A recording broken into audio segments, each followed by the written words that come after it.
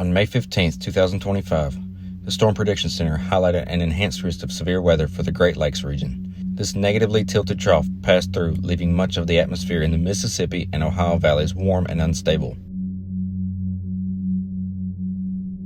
The following day, a moderate risk area was drawn, which included all of central and western Kentucky.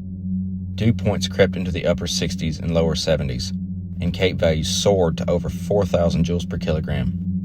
A strong mid-level flow with deep layer wind shear aided in the development and intensification of severe weather in supercells.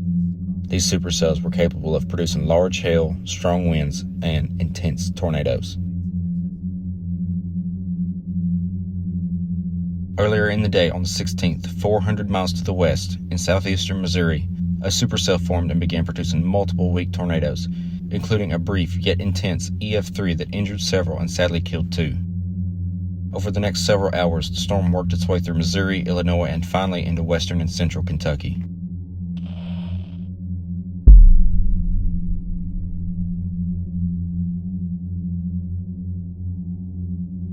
At 10:27 p.m., a weak EF1 tornado formed northeast of Jamestown, prompting a tornado warning. It started off as a skinny, weak rope, damaging the roof to an outbuilding and causing minor tree damage. It meandered almost due east over Highway 619, inflicting more roof and siding damage and blowing the windows out of a home. Wind speeds here peaked at 95 miles per hour. The tornado then crossed Caney Creek, uprooting trees on both hillsides before turning slightly north. A mobile home was rolled and destroyed as the storm moved into Whittle. The tornado would rapidly intensify to EF3 strength and completely destroy several mobile homes. Still intensifying, the winds here were over 140 miles per hour. Maintaining EF1 and EF2 strength, it tracked due east towards Nancy, fortunately missing the town by less than 2 miles to the south. The twister crossed Clifty Creek and struck a neighborhood south of Kentucky 80. The tornado then narrowed even further and crossed Fishing Creek at EF1 strength before descending a steep hillside across Kentucky 1577.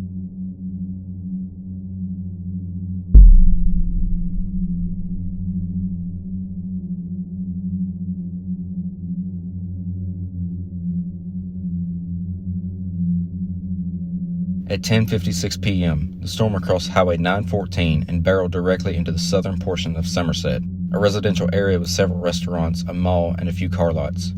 The tornado passed over Magnolia Avenue at high-end EF2 strength, destroying 2 homes and an apartment building. Multiple vehicles would be tossed.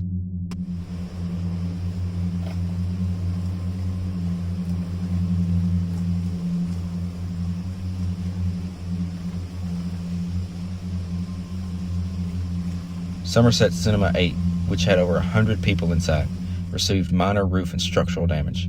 Several businesses were severely damaged, including a doctor's office, South Central Bank, Hardee's, and a Speedway gas station.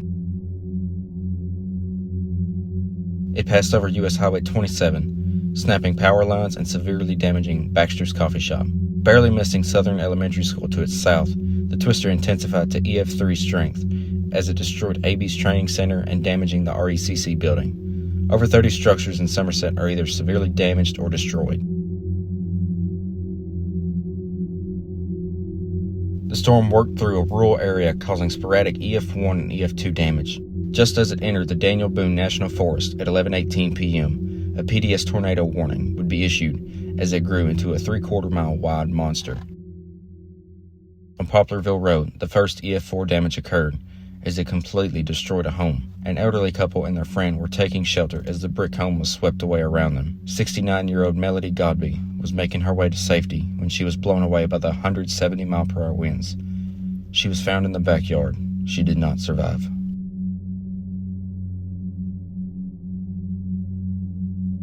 The tornado maintained high-end EF3 intensity and reached its peak width of 1 mile just as it passed through the Daniel Boone National Forest.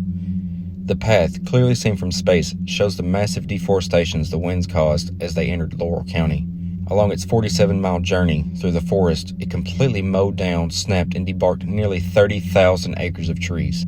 The tornado would shrink in size yet rapidly intensify as it exited the national forest and entered the southwestern portions of London.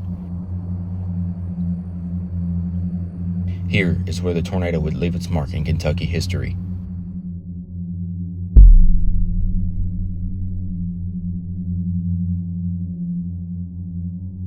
Shortly after the tornado crossed Highway 192, around 11:40 p.m., it became violent once again, taking the life of 48-year-old Tiffany Hine as her home collapsed onto her.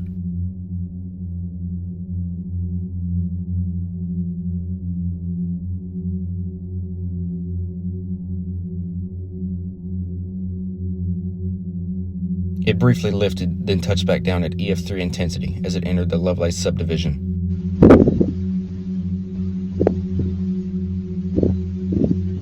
Multiple homes are destroyed down to the foundation, and a 60,000-pound semi-truck in the outer Winfield would be overturned along Wyan Road. Bobby and Bernice Tillman were sheltering in their home as the storm passed over. Sadly, they would be killed instantly under the ferocious winds. Seemingly to pick and choose its targets, images show how narrow the funnel was, as one home would be completely destroyed and its neighbor practically untouched.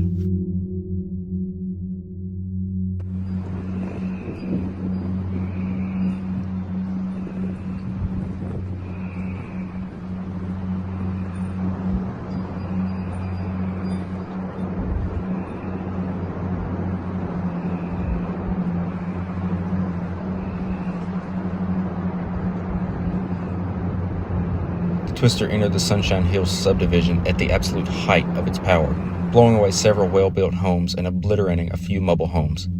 One well-built home in particular would be swept away and portions of its concrete foundation cracked and dislodged.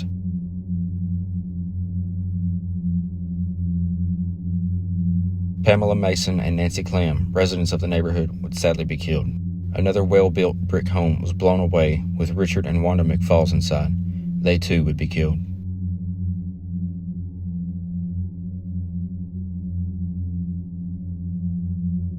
The Sunshine Hills Baptist Church would completely be swept off its foundation, only leaving a section of the basement intact. Two well-built brick homes beside the church were mostly destroyed, leaving a few interior walls standing. Just to the east of the church, another row of homes would be reduced to rubble. Laurel County Fire Department Major Les Leatherman was shielding his wife Michelle as they were sucked from their disintegrating home and tossed almost 300 feet into a field. Les would be killed on impact. Michelle would be critically injured but stable. Trees would violently be debarked and denutted, with one of them having twisted metal wrapped around it. A well-built home on Walker Lane would be swept cleanly away, killing Darlene Miller.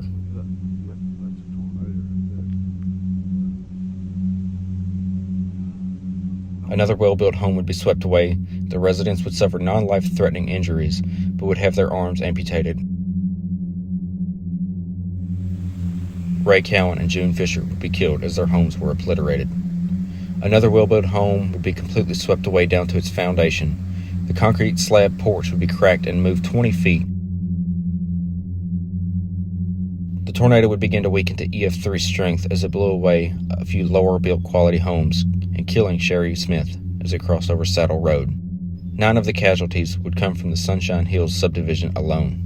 As it crossed over I-75, it impacted a neighborhood and mobile home park along Philpott Road. A poorly built home was swept away and several mobile homes were destroyed.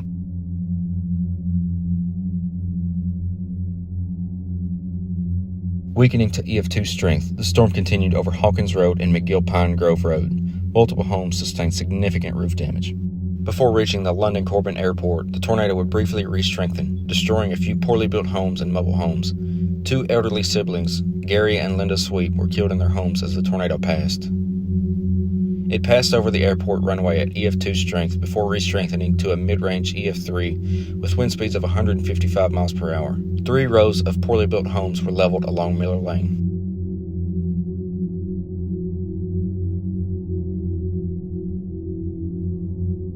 Maintaining EF3 strength, the tornado would impact several warehouses and aircraft hangars just south of the main airport building. A couple of aircraft, including 6 Beechcraft T-34 Mentors and a medical helicopter, were thrown and destroyed. Intensifying one final time to near EF4 strength, the tornado destroyed a large metal building along Airport Drive, sweeping the foundation clean of debris and tearing the I-beams loose from their anchors. A family of 3 was taking shelter inside the building. 25-year-old Marshall Miracle would be killed as the building collapsed.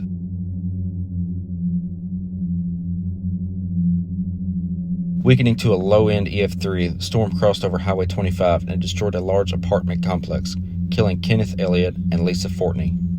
The Southside Florist shop and the Adventure Pet Store would heavily be damaged or destroyed. None of the animals in the pet store were killed.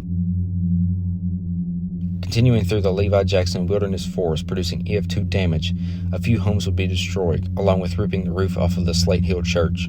A few more homes would be damaged as the tornado began to rapidly weaken to EF1 and EF0 strength, and finally dissipated after crossing Highway 488 at 11:56 p.m. For the residents of East Central Kentucky, the nightmare was finally over.